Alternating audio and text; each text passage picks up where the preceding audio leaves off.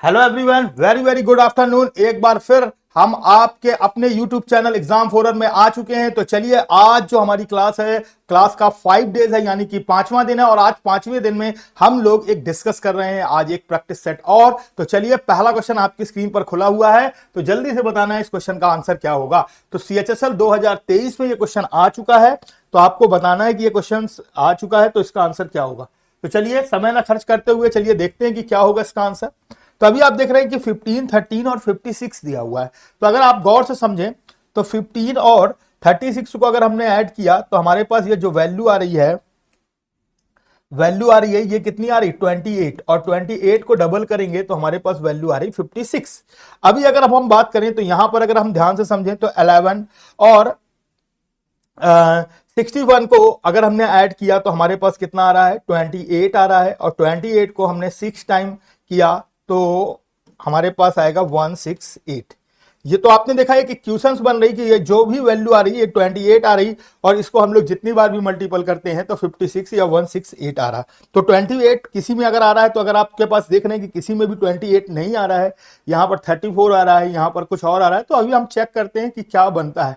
तो अगर अभी हम बात करें तो यहां पर हमने इन दोनों नंबर्स को कुल मिलाकर अगर हम देखें तो हमने क्या किया, 28 को इससे डिवाइड किया और यहां भी हमने 28 को डिवाइड किया। तो हमारे पास जो भी वैल्यू आ रही है वो पूरी पूरी वैल्यू आ रही। तो अगर अब हम बात करें तो यहां पर अगर हमने देखा तो 144 को हम डिवाइड करते हैं 2 और 6 से, तो अगर हम ध्यान से देखें तो हमारे पास कितनी टाइम जाएगा।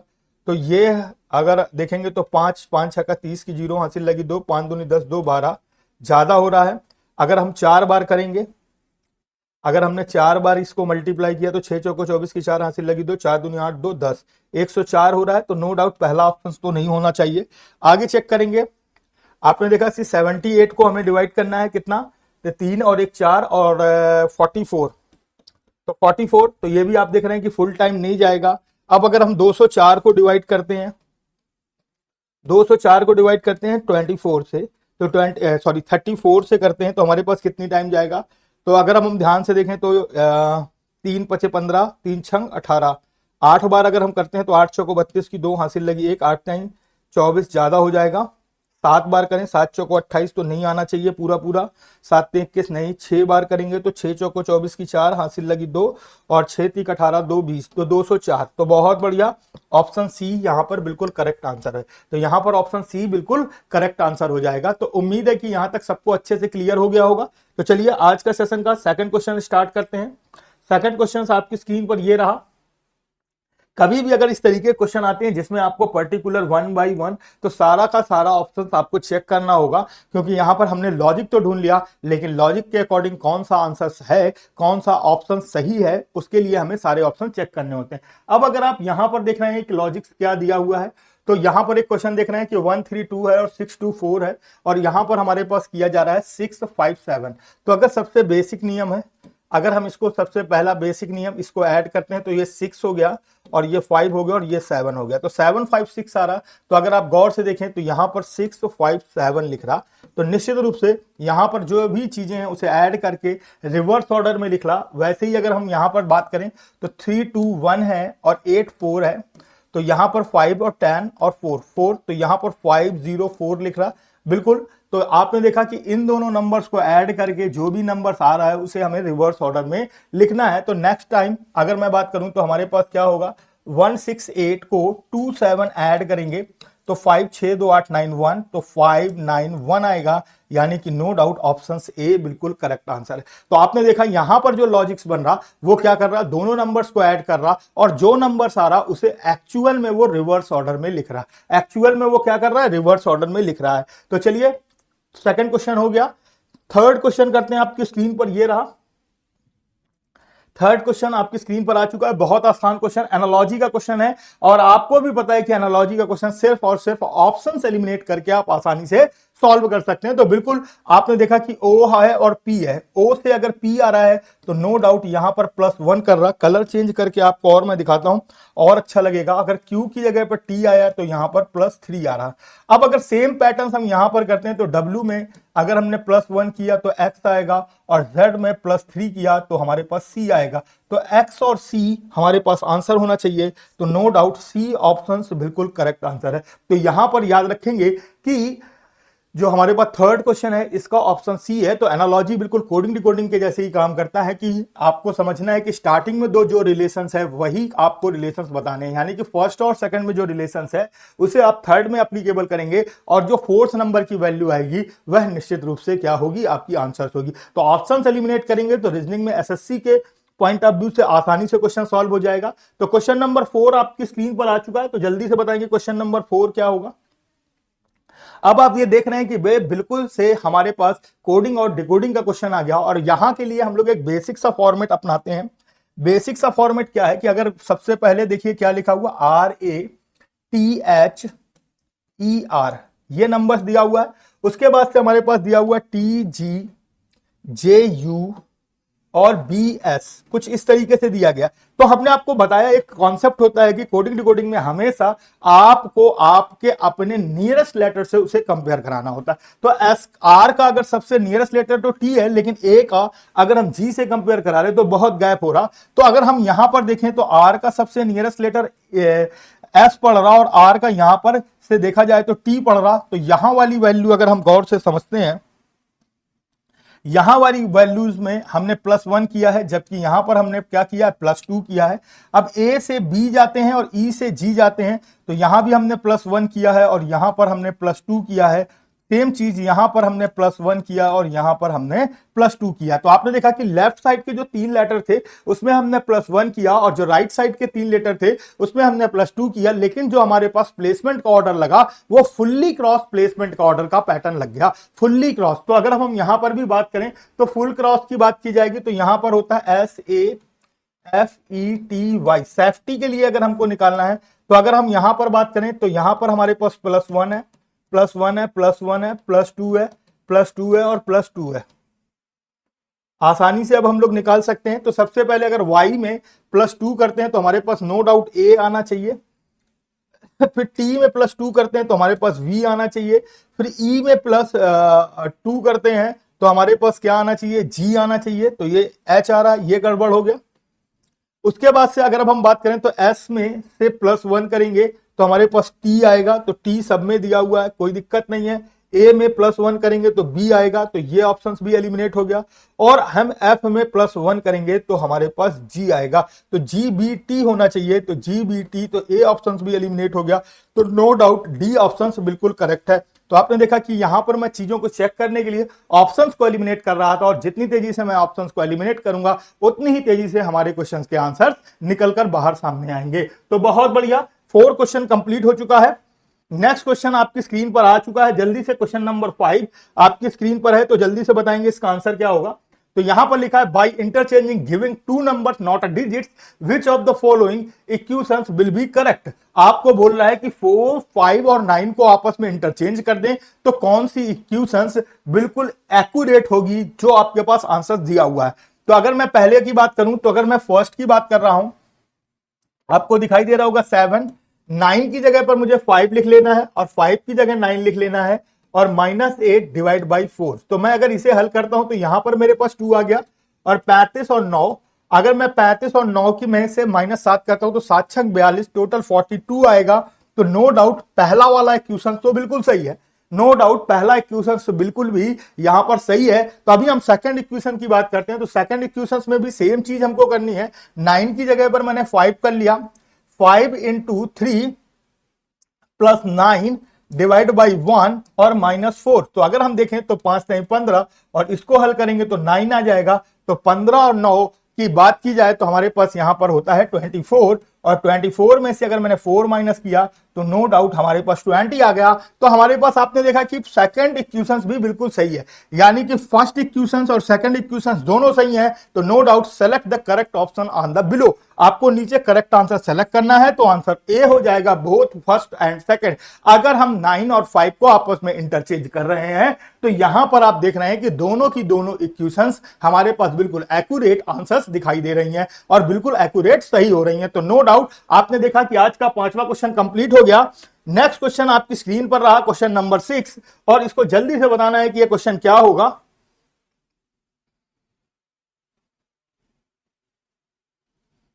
बहुत बढ़िया। तो यहां पर आप देख रहे हैं कि हमारे पास जो क्वेश्चन आ रहा है क्वेश्चन नंबर 6 जो आपकी स्क्रीन पर है, तो आप देख पा रहे हैं कि कैसे करना है, यहां पर हमें क्या चीजें करनी है। तो अगर आप देखें तो 7 8, तो 8 दूनी 16 होना चाहिए, तो डबल तो नहीं किया गया, 8 3 24, ट्रिपल किया गया है। तो अगर ट्रिपल किया गया है तो अगर हम यहां पर देखें तो 22 7 8 इंटू 3 करेंगे तो 60 3 24 की 4 हासिल लगी 2, 7 3 21 और 2 23 की 3 हासिल लगी 2 और 3 दूनी 6 2 8 और 2 28 34 होना चाहिए, 3 दूनी 6 तो 68 34 होना चाहिए। तो नो डाउट पहला तो सही है। अगला चेक करते हैं कि हमारे पास आगे क्या किया है। तो 3 दूनी 6 ठीक है, 8 3 24 ठीक है, 4 3 12 ये भी ठीक है। अगर हम एक डिजिट्स की बात कर रहे हैं तो हमारे पास सब सही है। आगे अगर हम देखते हैं तो 30 72 इंटू 3 करते हैं तो 3 दूनी 6 7 दूनी 14, ये 14 हो गया, 3 तिकाई 9 हो गया, 91 46 आना चाहिए यहां पर। तो 7 दूनी 14 की 4 हासिल लगी 3 दूनी 6 की 6 हासिल लगी 1 और 7 दूनी 14 की 4 हासिल लगी 1 और 0 फिर 1 14, तो 914 आना चाहिए। यहां पर 924 दिया हुआ है, तो यहां पर ये वाला ऑप्शन क्या होगा, अलग होगा, यानी कि ऑप्शन बी बिल्कुल सही है। बाकी आप सब में देख रहे हैं कि ट्रिपल किया गया है। यहां पर तो देख रहे हैं 1008 को तो 3024 होगा। तो यहां पर आप देख रहे हैं कि बाकी सभी नंबर्स को ट्रिपल किया गया है सिवाय बी ऑप्शंस के। तो no doubt odd one out का ही क्वेश्चन होता है। तो यहां पर जो आंसर होगा वह ऑप्शन बी होगा निश्चित रूप से। तो चलिए बहुत बढ़िया, क्वेश्चन नंबर नेक्स्ट देखते हैं। तो क्वेश्चन नंबर नेक्स्ट आपकी स्क्रीन पर है, तो जल्दी से बताएंगे कि नेक्स्ट क्वेश्चन आपकी स्क्रीन पर है तो इसका आंसर क्या होने वाला है, जल्दी से बताइए। तो देख रहे हैं यहां पर भी कुछ ऑड वन आउट का ही है कि आपको क्या है। तो देखिए कोर्ट टेनिस, तो टेनिस खेलने के लिए हमें कोर्ट्स की आवश्यकता होती है, व्यायाम करने के लिए हमें व्यायामशाला की आवश्यकता होती है, लेकिन कुश्ती करने के लिए हमें अखाड़े की आवश्यकता होती है और क्रिकेट खेलने के लिए हमें पिच होती है। तो आप देख रहे हैं कि ए बी सी और डी 4 ऑप्शंस हैं। तो चारों ऑप्शंस में जो सी ऑप्शंस है वह लेफ्ट टू राइट किया गया और बाकी सारे ऑप्शंस को राइट टू लेफ्ट किया गया, यानी कि पहले खेलने वाली जो उसके ग्राउंड्स हैं उसके नाम लिखे हैं और फिर खेल लिखा हुआ है। और वैसे ही लेकिन अगर हम बात करें ऑप्शन सी की तो पहले खेल लिखा हुआ है और फिर उसका ग्राउंड लिखा हुआ है, तो जस्ट उल्टा किया गया है। तो नो डाउट ऑप्शन सी बिल्कुल सही आंसर है कि रेसलिंग एरिना, यानी कि अगर हम बात करें जो रेसलिंग है, कुश्ती है, वो कहां होती है सर, अखाड़े पे होती है। तो नो डाउट उम्मीद है कि यहां तक सबको अच्छे से क्लियर हो गया होगा। तो चलिए क्वेश्चन नंबर 7 आपकी स्क्रीन पर कंप्लीट हो चुका है। क्वेश्चन नंबर 8 आपकी स्क्रीन पर आ चुका है, जल्दी से बताएंगे इसका आंसर क्या होगा। थोड़ा सा ऑप्शंस था, तो आप देख रहे हैं कि यहां पर हमारे पास अगर एक क्वेश्चन को हम गौर से देखें तो ये जो क्वेश्चन है हमारे पास ये कुछ इस तरीके से है, आप देख पा रहे होंगे। ये क्वेश्चन हमारे पास जो है ये एक्चुअल्स में हमारे पास पेपर कटिंग और पेपर फोल्डिंग का क्वेश्चन है। तो यहां पर पेपर कटिंग का क्वेश्चन है और पेपर फोल्डिंग का क्वेश्चन है, और पेपर फोल्डिंग और पेपर कटिंग के क्वेश्चंस करने के लिए आपको एक ही कॉन्सेप्ट आना चाहिए और वो है कॉन्सेप्ट वाटर इमेज और मिरर इमेज का। अगर पेपर को हम लेफ्ट और राइट फोल्ड करते हैं या लेफ्ट और राइट ओपन करते हैं तो निश्चित रूप से हमारे पास मिरर इमेज बनती है, जबकि उसी पेपर को हम टॉप और बॉटम खोलते हैं तो निश्चित रूप से हमारे पास वाटर इमेज बनती है। तो क्या बनेगी भाई, वाटर इमेज बनती है। तो अगर हम कुछ इस तरीके से देखें, कुछ इस तरीके से हमारे पास ये ऑप्शंस बन रहा है। तो अगर हम यहां पर अगर इसको मैच करते हैं तो हमारे पास कौन सा ऑप्शंस बन रहा है। तो अगर आप यहां पर देखें तो हमारे पास ये वाला ऑप्शन सबसे बेस्ट लग रहा है, ये ऑप्शंस मुझे सबसे बेस्ट लग रहा है, यानी कि ऑप्शंस ए बिल्कुल करेक्ट है। ऑप्शंस बी में देखते हैं कि ऑप्शंस बी में भी अगर हम गौर से देखें तो हमारे पास ऑप्शंस बी भी वैसे ही कुछ मिल रहा है। तो क्या ऑप्शंस बी सही हो सकता है। फिर अगर मैं ऑप्शन थर्ड्स की बात करूं तो थर्ड्स तो बिल्कुल सही नहीं है, और फोर्थ भी हमारे पास अगर हम गौर से समझें तो फोर्थ भी हमारे पास सही नहीं है, क्योंकि यहां पर जो सर्कल्स हैं वो अलग हैं। तो अभी हमारे पास जो सर्कल्स होंगे, यहां पर जो 2 सर्कल्स बनेंगे ये कुछ दूर दूर बनेंगे और ये दो सर्कल्स भी पास पास बनेंगे। तो आप देख रहे हैं कि यहां पर ए और बी में तो आप ये वाला जो डिफरेंस है ये आप डिफरेंस आसानी से देख पा रहे होंगे। तो नो डाउट ऑप्शन ए बिल्कुल करेक्ट आंसर है। तो यहां पर हमने आपको सारी चीजें एनालिसिस की और अपने ऑप्शंस के माध्यम से आपने देखा कि हमने केवल एक मिरर इमेज का टुकड़ा बनाया और आपने देखा कि पूरी इमेज में हमने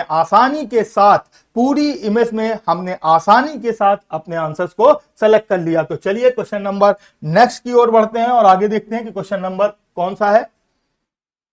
तो यहां पर आप देख पा रहे हैं कि क्वेश्चन नंबर 9 है और सिलॉक्स का क्वेश्चन है, यानी कि न्याय निगमन का क्वेश्चन है। तो थोड़ा सा न्याय निगमन के क्वेश्चंस के लिए आपको मैंने बताया कि वेन डायग्राम के थ्रू हम लोग सॉल्व करते हैं, बहुत आसान होता है। जैसे लिखा ऑल एस आर आर, क्या लिखा हुआ है ऑल एस आर आर, और फिर लिखा नो आर इज टी, और फिर कंक्लूजन लिखा है no T is R, no T is R बिल्कुल सही है। नो एस इज टी, ये भी बिल्कुल सही है। नो आर इज एस, तो ये थर्ड्स वाला क्वेश्चन गलत है। तो अगर अब हम बात करें तो एस और टी में नो का रिलेशन है, टी और आर में भी नो का रिलेशन है, लेकिन आर और एस में पॉजिटिव रिलेशन है और कंक्लूजन नेगेटिव दिया गया है, तो नो डाउट गलत है। तो both conclusion first and second follow, तो नो डाउट ऑप्शन बी बिल्कुल करेक्ट आंसर है। तो आपने देखा कि हमारे पास एस और आर टी और आर में नेगेटिव रिलेशन और नेगेटिव कंक्लूजन, तो नो डाउट सही है। एस और टी में नेगेटिव रिलेशन और नेगेटिव कंक्लूजन बिल्कुल सही है, लेकिन आर और एस में आपने देखा कि पॉजिटिव रिलेशंस है और नेगेटिव कंक्लूजन्स है, तो निश्चित रूप से ये क्या है सर, गलत है। तो आगे हम लोग बात करेंगे, तो यहां पर जो ऑप्शन बी होगा both conclusion first and second follow. तो चलिए नेक्स्ट क्वेश्चन की ओर बढ़ते हैं। क्वेश्चन नंबर 10 आपकी स्क्रीन पर आ चुका है। क्वेश्चन नंबर 10 आपकी स्क्रीन पर आ चुका है। तो आपको देखना है कि एक पिक्चर्स दी गई है और इस पिक्चर्स को आपको चारों ऑप्शंस में चेक करना है कि कौन से ऑप्शंस में ये बिल्कुल फिट होगी और कहीं पर भी हमें पिक्चर्स मूव नहीं करनी। तो मुझे सबसे बेहतर अगर जो ऑप्शंस लग रहा है, अगर मैं अपनी तरफ से देखूं तो मैं ब्लैक पे अगर पेंट करता हूं तो सबसे बेहतर ऑप्शंस मुझे ये वाली पिक्चर्स दिख रही है, जो अगर आप ध्यान से देखें तो सी में हम बहुत आसानी से रख सकते हैं और कहीं पर रखने का कोई भी ऑप्शंस नहीं है। तो आप यहां पर भी देख सकते हैं एक बार, तो देख पा रहे होंगे कि ये सी वाला ऑप्शंस है, इसमें अगर हम इस पिक्चर्स को रखते हैं तो हम आसानी से इस पिक्चर्स को रख सकते हैं। और पिक्चर्स के बारे में उसने पहले ही बता रखा है कि पिक्चर्स के बारे में उसने हमसे पहले ही बता रखा है कि हमको पिक्चर्स को मूव नहीं करना है। तो आप देख रहे हैं उस विकल्प आकृति को चयन करिए जिसमें आकृति सन्निहित हो, यानी कि एम्बेडेड फिगर का क्वेश्चन है और रोटेशन इज नॉट अलाउड, तो रोटेशन अलाउ नहीं है। तो नो डाउट ऑप्शन सी यहां पर बिल्कुल करेक्ट आंसर है। तो मैं बता दूं इसका जो आंसर है वो ऑप्शन सी है। तो चलिए नेक्स्ट क्वेश्चन की ओर बढ़ते हैं और आगे देखते हैं। नेक्स्ट क्वेश्चन आपकी स्क्रीन पर ये आ चुका है, तो बहुत बढ़िया। क्वेश्चन नंबर नेक्स्ट आ चुका है, तो जल्दी से बताएंगे इसका आंसर। तो आप देख रहे हैं कि यहां पर भी पेपर फोल्डिंग और पेपर कटिंग का ही आंसर है क्वेश्चन है। तो आपको ये क्वेश्चन करने के लिए मैंने बताया कि मिरर इमेज और पेपर इमेज मिरर इमेज और मिरर वाटर इमेज के कॉन्सेप्ट को यूज करते हैं। अब आप पेपर देख रहे हैं लेफ्ट और राइट ओपन है, तो अभी हम लोग इसको ड्रॉ करते हैं और देखते हैं कि कौन सा ऑप्शन सही हो सकता है। तो अगर हम यहां पर अगर ड्रॉ करते हैं तो कुछ इस तरीके से ड्रॉ होगा, ये सर्कल होगा और ये कुछ इस तरीके से ड्रॉ होगा।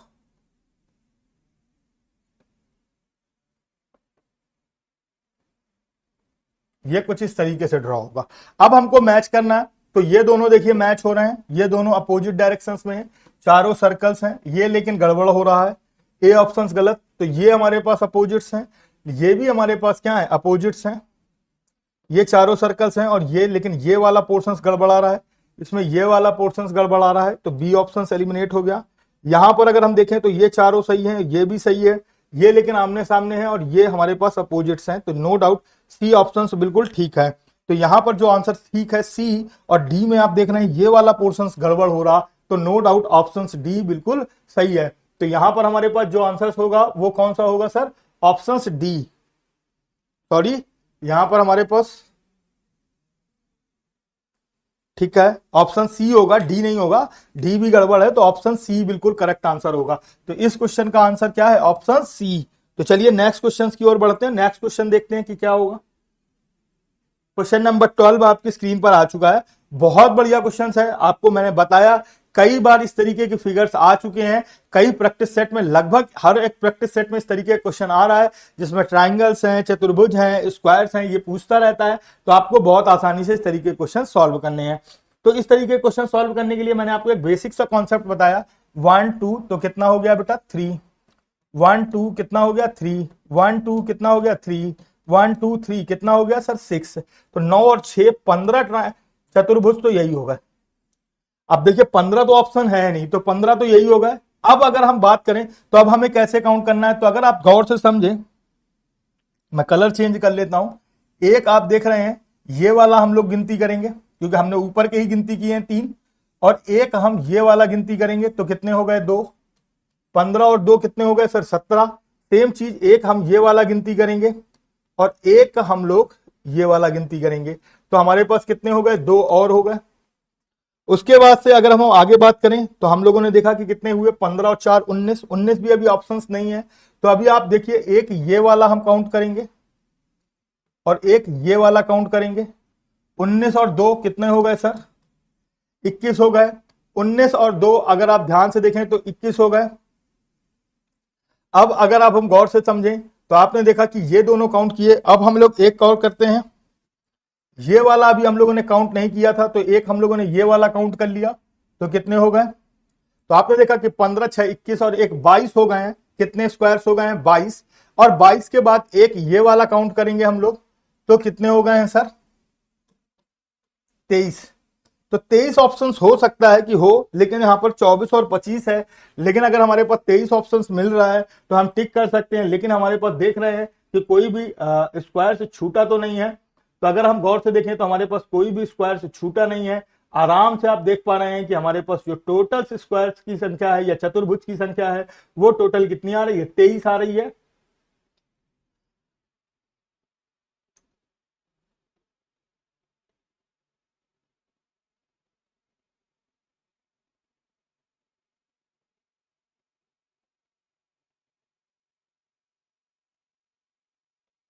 तीन देखिए 3 3 6 3 9 15 तो ये हो गए। फिर एक ऐसे काउंट 2 3 काउंट किए, फिर 1 2 3 3 6 और काउंट किए, तो 15 6 21 हो गए। एक ये वाला काउंट किया 22 हो गया, एक ये काउंट किया 23 हो गया, एक ये काउंट किया 24 और एक ये काउंट हुआ 25। दो और छूट गए हैं, तो यहां पर हमारे पास जो होंगे वो 25 होंगे। टोटल कितने होंगे 25। एक बार और मैं आपको एक्सप्लेन कर देता हूं। 25 होने चाहिए, कुछ छूट रहा था, अभी हमने गौर किया तो 25 होंगे। तो अगर आप यहां पर देखें तो ये तो 3 हो गए, ये 3 हो गए, ये 3 हो गए और ये 6 हो गए, तो ये तो 15 होगा। अब अगर मैं इन दोनों को मिलाता हूं तो एक ये काउंट बनेगा और एक ये काउंट बनेगा और एक ये काउंट बनेगा। तो 3 यहां पर भी बन गए, एक ये काउंट बनेगा, एक ये काउंट बनेगा और एक ये काउंट बनेगा। तो 3 3 6 तो ये हो गए, तो 15 6 21 ये हो गए। अब ऊपर से नीचे देखेंगे तो एक हमारे पास ये काउंट बन रहा, एक हमारे पास ये काउंट बन रहा और एक हमारे पास ये काउंट बन रहा, एक ये काउंट बन रहा और एक ये काउंट भी बन रहा।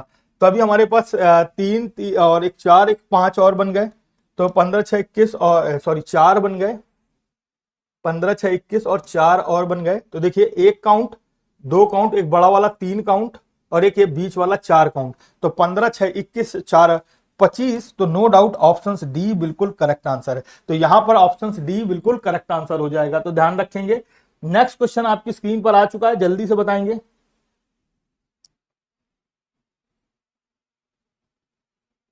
13 नंबर क्वेश्चन है आपकी स्क्रीन पर। तो ये भी आप देख रहे हैं कि एज एनालॉजी का ही क्वेश्चन है। तो अगर हम गौर से समझें तो यहां पर क्या कर रहा है, तो 6 और 36, तो 6 का स्क्वायर,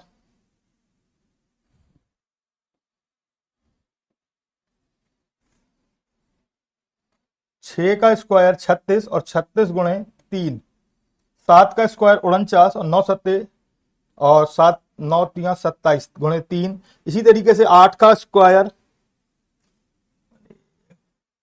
7 का स्क्वायर गुणे 3। अब देखें 8 का स्क्वायर 8 8 64 गुणे 3 नहीं है, 8 24 गड़बड़, ए गड़बड़, बी गड़बड़, 4 का स्क्वायर 16 और 16 16 दूनी 32, 16 30 48। तो नो डाउट ऑप्शन सी बिल्कुल करेक्ट आंसर होगा। तो 13 का आंसर क्या होगा? सी होगा। तो 6 का स्क्वायर 36 और गुणे 3, यानी कि आपने देखा कि जो पहली डिजिट थी उसका स्क्वायर किया गया और फिर जो नंबर्स आया उसमें मल्टीप्लाई 3 किया गया, तो अपना आंसर हमारे पास कंप्लीट हो गया। तो चलिए नेक्स्ट क्वेश्चन 13 के बाद देखते हैं। बहुत बढ़िया, 14 नंबर क्वेश्चन आपकी स्क्रीन पर आ चुका है। तो जल्दी से बताएंगे कि 14 नंबर क्वेश्चन का आंसर क्या होगा। तो मेरे बच्चों, अगर आप लोगों को पता है तो 14 नंबर क्वेश्चन आप फटाक से बताइए कि क्या होगा। स्क्रीनशॉट ले सकते हैं, बहुत क्वेश्चन बढ़िया है। अखाड़ा कहां लड़ा जाता है सर? कुश्ती। तो देखिए यहां पर, देखिए अखाड़े में क्या लड़ी जाती है? कुश्ती। अखाड़े में क्या लड़ी जाती है? कुश्ती। वैसे ही पिच में व्यायाम नहीं होता, नो अपटाउन, ऑप्शन गलत। एथलीट स्टेडियम में नहीं होते, ये भी गलत। और टेनिस किस में खेला जाता है सर? कोर्ट में। और रिंग स्केटिंग रिंग में होती है, तो ये भी गलत। तो ऑप्शन सी बिल्कुल करेक्ट आंसर। तो टेनिस किस में खेला जाता है? कोर्ट में, जैसे एरीना यानी कि अगर मैं बात करूं एरीना में क्या की जाती है? रेसलिंग। वैसे ही गड़बड़ हो रहा है, हम लोगों ने उल्टा देख लिया। वैसे ही अगर हम देखें तो अखाड़े में क्या खेला जाता है? कुश्ती खेली जाती है। वैसे ही पिच व्यायाम नहीं। एथलेटिक्स कहां? Rink skating. तो रिंक में स्केटिंग, तो अभी हमारे पास रिंक है, यानी कि रिंक में हमारे पास स्केटिंग की जाती है। टेनिस को कोर्ट में खेला जाता है, तो ये उल्टा होना चाहिए। कोर्ट और टेनिस होना चाहिए स्टेडियम, और एथलेटिक्स होना चाहिए। और पिच और व्यायाम, तो पिच और व्यायाम से कोई लेना देना नहीं है। तो नो डाउट ऑप्शन डी बिल्कुल सही है कि जो रिंग होता है उसमें स्केटिंग की जाती है, यानी कि रिंग एक होता है एक जिसमें स्केटिंग की जाती है, वो पूरा गोला टाइप का होता है जिसके अंदर आपको चलना होता है। तो बहुत बढ़िया, 14 नंबर क्वेश्चन आपकी कंप्लीट हो गया। तो जरा सा भी अगर आपकी नजर चूक जाएगी तो निश्चित रूप से क्वेश्चन गलत होने वाला है। तो यहां पर आप देख पा रहे हैं कि 15 नंबर का क्वेश्चन आपकी स्क्रीन पर आ चुका है और ये नंबर सीरीज का क्वेश्चन है। और मुझे लगता है मैंने आपको एक बार कहा था, पहली ही क्लास में कहा था कि अगर आपको एसएससी में क्वालिफाई होना है, अगर आपको एसएससी में क्वालिफाई होना है तो एट लीस्ट 30 तक स्क्वायर और 10 तक के क्यूब आने चाहिए। तो आपने देखा कि 29 की बात की जाए, यानी कि 729 की बात की जा रही है, 729 की, तो ये हमारे पास 9 का स्क्वायर है, ये 8 का स्क्वायर है, और ये अगर हम देखें तो ये हमारे पास 7 का क्यूब है, और ये हमारे पास 6 का क्यूब है। अब हमारे पास 5 का क्यूब होना चाहिए, और 5 का क्यूब की बात की जाए तो 125 होगा। तो नो डाउट ऑप्शन बी बिल्कुल करेक्ट आंसर है। ऑप्शन बी बिल्कुल करेक्ट आंसर है। तो आप देख रहे हैं कि पहले हमारे पास 9 का क्यूब है, फिर आप देख रहे हैं कि हमारे पास 8 का क्यूब है, फिर आपने देखा कि हमारे पास 8 के बाद 6 का क्यूब है, और 6 के बाद अगर आपने देखा तो अब जो हमारे पास क्यूब आएगा वो 5 का क्यूब आएगा, और 5 का क्यूब होता है 125। तो नो डाउट ऑप्शन बी बिल्कुल करेक्ट आंसर है। मैंने आपको पहली क्लास में ही यह बात कही थी कि आपको कम से कम 20 तक कम से कम 30 तक के स्क्वायर याद होने चाहिए और 10 तक के क्यूब याद होने चाहिए। इसकी मदद से आप आसानी से क्वेश्चन को सॉल्व कर सकते हैं। बहुत बढ़िया। तो चलिए नेक्स्ट क्वेश्चन देखते हैं आप अपनी स्क्रीन पर। तो क्वेश्चन नंबर 16 आपकी स्क्रीन पर आ चुका है। आपकी क्वेश्चन नंबर 16 आपकी स्क्रीन पर आ चुका है। तो जल्दी से बताएंगे इसका आंसर क्या होगा।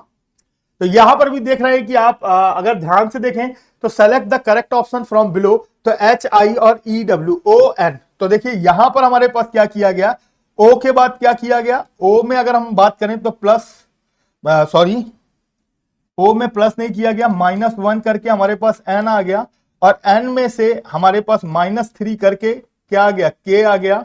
तो आपने देखा कि O से -1 किया तो N आ गया, N में -3 किया तो हमारे पास K आ गया, और फिर K का अपोजिट हमने P लिख दिया। सेम चीज E की बात की है, E में -1 किया तो हमारे पास D आ गया, और D में से -3 किया तो A आ गया, और A का अपोजिट Z लिख दिया गया। वैसे ही अगर मैं Y की बात करूं, -1 किया गया तो हमारे पास x आ गया, और x में अगर हमने -3 किया तो हमारे पास u आ गया, और u का अपोजिट f लिख दिया गया। वैसे ही e का अपोजिट यहां पर हमारे पास v होना चाहिए, लेकिन यहां पर w दिया हुआ है। तो नो डाउट ऑप्शन ए बिल्कुल करेक्ट आंसर है। तो नो डाउट यहां पर जो ऑप्शन ए है वो बिल्कुल करेक्ट आंसर है। तो उम्मीद है कि यहां पर 16 नंबर क्वेश्चन सबको क्लियर हुआ होगा।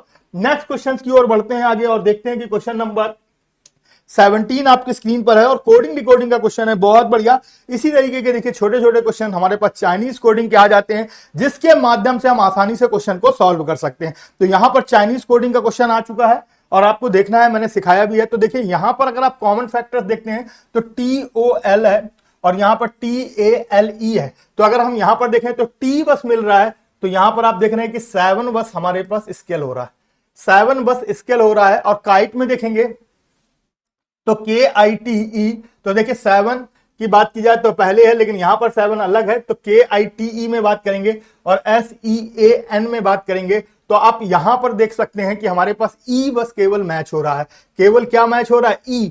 और अगर E मैच हो रहा है तो हमारे पास एक ही कोड मैच होगा और वो कोड मैच हो रहा है 1283 और 3064। तो यहां पर अगर हम गौर से देखें तो KITE के लिए और SEAN के लिए तो 3064 आ रहा है।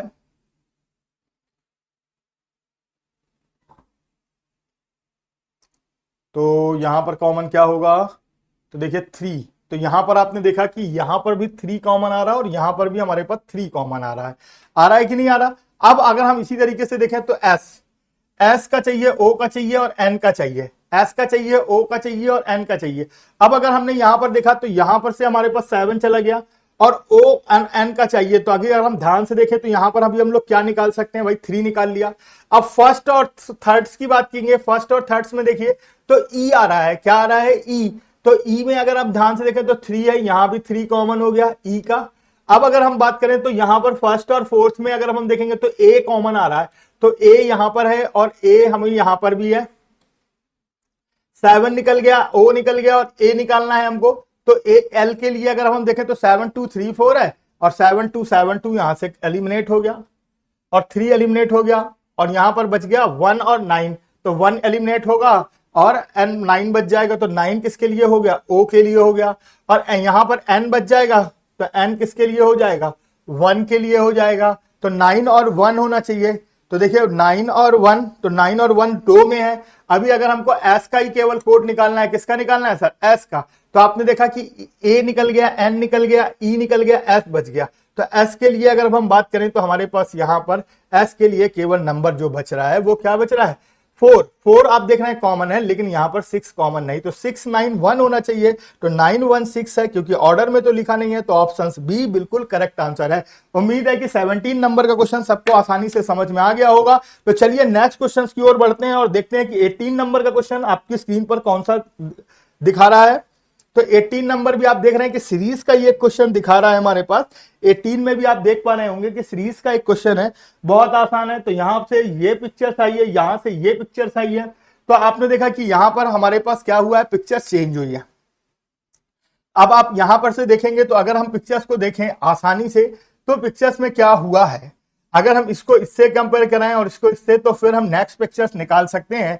तो अगर आप गौर से देखें तो ये 135 डिग्री यहां पर आया, फिर 135 डिग्री, 135 डिग्री। अब यहां पर ये यहां से यहां 90 जाएगा तो 135 डिग्री, तो यहां पर ऊपर होना चाहिए। तो सी ऑप्शन तो बिल्कुल भी सही नहीं होगा। अब ये देख रहे हैं कि ये क्वेश्चन की अगर हम लाइन देखें तो ये पहले 45 गई है, फिर 45 के बाद फिर 45, फिर 45, अब ये जो आएगी तो ये 45 आनी चाहिए। तो ये हमारे पास बिल्कुल भी सही नहीं है, ऑप्शन डी बिल्कुल सही है। तो यहां पर ऑप्शन बी बिल्कुल सही है। आपने देखा कि ये जो हमारे पास पॉइंट्स था, ये आप देख रहे थे कि 135 देख रहे थे, 135 90 और 35 फिर 90 और फिर 35। अब यहां से ये देखिए 90 और फिर 35 ऊपर होना चाहिए। तो आपने देखा कि ये जो हमारे पास बॉक्स वाला था जिसमें हमारे पास स्क्वायर लगा हुआ था जिस लाइन पे, उस लाइन पर आपने गौर से देखा, उस लाइन पर आपने गौर से देखा कि वो 135 डिग्री क्लॉकवाइज मूव हो रहा है, जबकि जिस पे लाइन था वो पहले 45 डिग्री एंटी क्लॉकवाइज, फिर उसके बाद सर्कल आ गया, फिर 45 डिग्री एंटी क्लॉकवाइज, फिर सर्कल के बाद नई पिक्चर्स आनी चाहिए। तो यहां पर आप चारों ऑप्शंस में देख पा रहे हैं, चारों ऑप्शंस में आप देख पा रहे हैं ट्रायंगल्स है और वो भी 45 ही जाएगा और 45 जाएगा।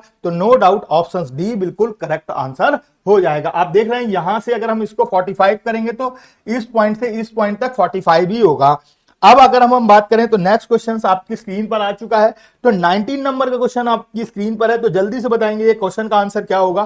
तो 91 में आप देख पा रहे हैं कि बहुत आसानी से क्वेश्चन आ रहा है, बहुत आसानी से आपको पता चल रहा है कि क्वेश्चन में क्या हो रहा है। तो आपको इन दोनों को कंपेयर करना है, इन दोनों को कंपेयर करना है और फिर जो भी लॉजिक निकलेगा इसमें आपको करना है। तो अगर देखिए बड़े नंबर में छोटा नंबर अगर मैं घटाकर देखूं तो 2626 में 391 घटाते हैं हम लोग तो 5 और 12 में 9 से गए 3 और 5 235 हो रहा है। वैसे ही अगर मैं 408 में 173 घटाता हूं तो 5 और यहां पर 10 में से 3 और 2 तो 235 हो रहा है। तो अब यहां पर आप देख रहे हैं कि 235 मैंने फर्स्ट से लास्ट वाले से फर्स्ट घटाया तो लास्ट फर्स्ट वाले से लास्ट जोड़ना होगा। तो 5 to 6 में हमने 235 ऐड किया तो 1 3 2 5 1 6 और 4 2 6 तो 661 होना चाहिए। तो 661 की बात की जाएगी तो नो डाउट ऑप्शन बी बिल्कुल करेक्ट आंसर है। तो ये एनालॉजी का क्वेश्चन था, बहुत बार एग्जाम्स में आया है और उसमें कुछ भी नहीं होता, बहुत आसानी के साथ आप सॉल्व कर सकते हैं। तो चलिए नेक्स्ट क्वेश्चन की ओर बढ़ते हैं। क्वेश्चन नंबर 20 आपकी स्क्रीन पर आ चुका है।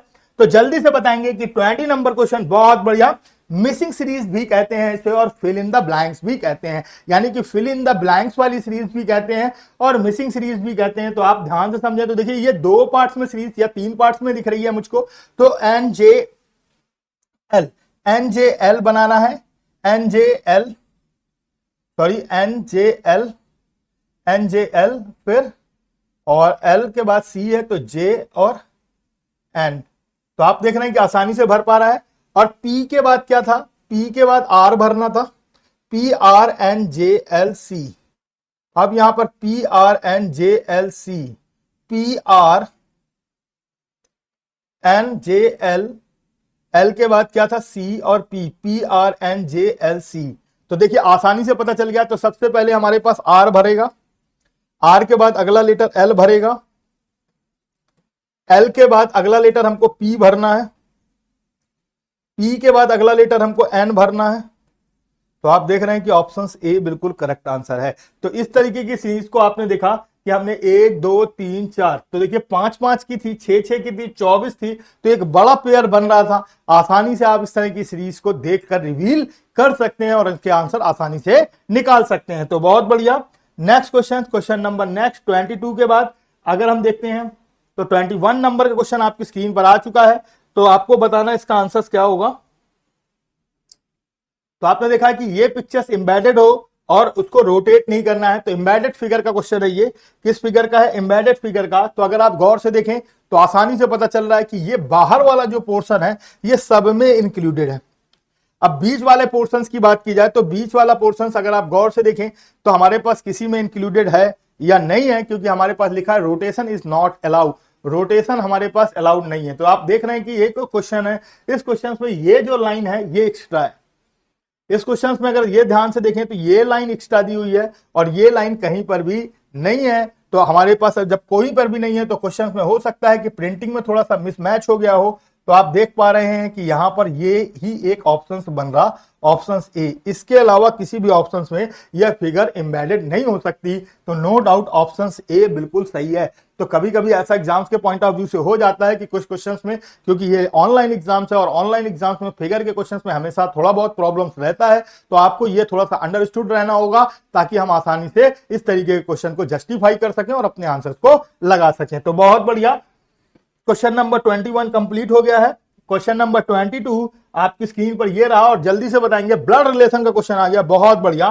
क्या लिखा, एक व्यक्ति की ओर इशारा करते हुए, तो पॉइंटिंग टूवर्ड्स अ मैन, पारखी की सेट, पारखी ने कहा he is the brother of my son's mother's. तो माई सन्स मदर्स, तो ये ब्रदर है, ये ब्रदर है। फोटो क्या है, पॉइंटिंग अ मैन की बात की गई है। तो मैन क्या कह रहा है कि पारखी की बात की जाए तो पहले मैंने पारखी बना लिया और पारखी क्या कह रही है कि यह जो व्यक्ति है यह मेरे सन की मदर का भाई है।